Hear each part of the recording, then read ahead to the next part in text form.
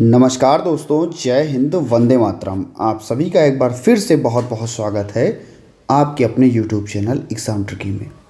बात करेंगे दोस्तों यहाँ पर लैंग्वेज एंड कम्युनिकेशन, जो आज आपका पेपर हुआ है 20/1/2025 को। इसको आज हम लोग सॉल्व करेंगे।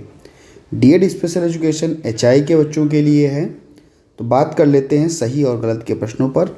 सभी बच्चे समान गति से भाषा कौशल विकसित होता है, तो ऐसा नहीं होता है भैया। समान गति से थोड़ी ना होगा। कोई बच्चा कितने दिनों में सीखेगा, कोई बच्चा कितने दिनों में सीखेगा। जो भाषा कौशल है वो समान गति से नहीं होगा, तो ये हो जाएगा आपका गलत। इसके बाद में साक्षरता कौशल में केवल पढ़ना लिखना शामिल है। तो क्या साक्षरता कौशल में केवल पढ़ना लिखना शामिल है? बिल्कुल दोस्तों, ऐसा थोड़ी ना है। साक्षरता का अर्थ है कि यदि कहीं कहीं पर हम क्या करते हैं, साक्षरता के कौशल में कह सकते हैं कि बच्चा लिख सकता है, थोड़ा बहुत पढ़ सकता है, ठीक है, ये सारी चीज़ें होती हैं।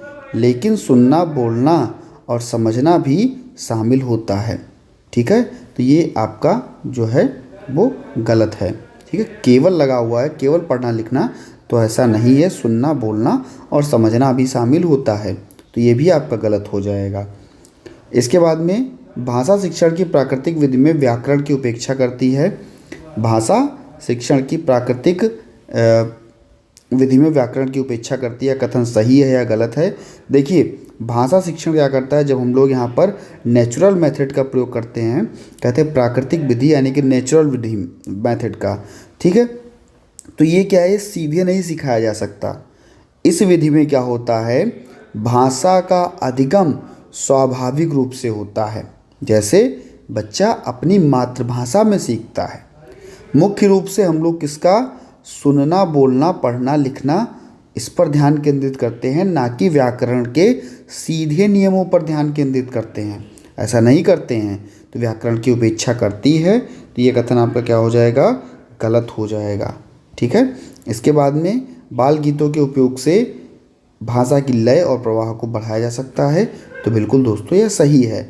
वित्तीय साक्षरता, अगर हम लोग बात करें, वित्तीय साक्षरता भाषा कौशल से संबंधित नहीं है, तो ये भी आपका बिल्कुल सही है। क्योंकि वित्तीय साक्षरता में वित्तीय ज्ञान, कौशल, निर्णय लेने की क्षमता, बजट कैसे बनाया जाएगा, कैसे दोस्तों इसका प्रबंधन किया जाएगा, सारी चीज़ें आती हैं, ठीक है। तो ये आपका सही हो जाएगा। 3 गलत 2 सही आपके। इसके बाद में निम्नलिखित में से कौन सी संपूर्ण संप्रेषण की सीमा है? तो हम कहेंगे भैया यह शिक्षार्थियों के लिए भ्रम पैदा करती है, ठीक है। क्योंकि देखो, टोटल कम्युनिकेशन जब होगा, बार बार होगा, तो भैया ये आपका बी ऑप्शन जो है वो सही हो जाएगा। इसके बाद में कौन सी भाषा की विशेषता है? तो हम कहेंगे भैया सार्वभौमिक।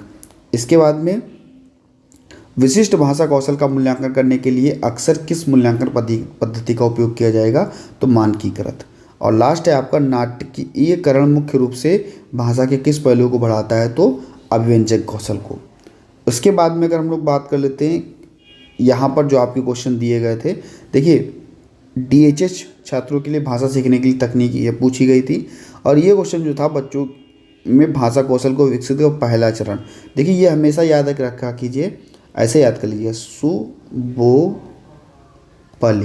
जब भाषा सीखने के पहले चरण को बात करें तो सुनना पहला चरण, बोलना दूसरा, फिर पढ़ना और फिर लिखना, ठीक है। 4 चरण होते हैं भाषा सीखने के, तो इसको याद रखा कीजिए, ठीक है। इसके फोल्डिंग का अर्थ पूछा गया, जिसको हम लोग पान या ढांचे के नाम से जानते हैं। तो इस प्रकार से आज का आपका पेपर आया था, और आशा है दोस्तों आप सभी का पेपर अच्छा गया होगा। मिलता हूँ भैया नेक्स्ट वीडियो में, बने रहिएगा आपके अपने चैनल एग्ज़ाम ट्रिकी पर। धन्यवाद।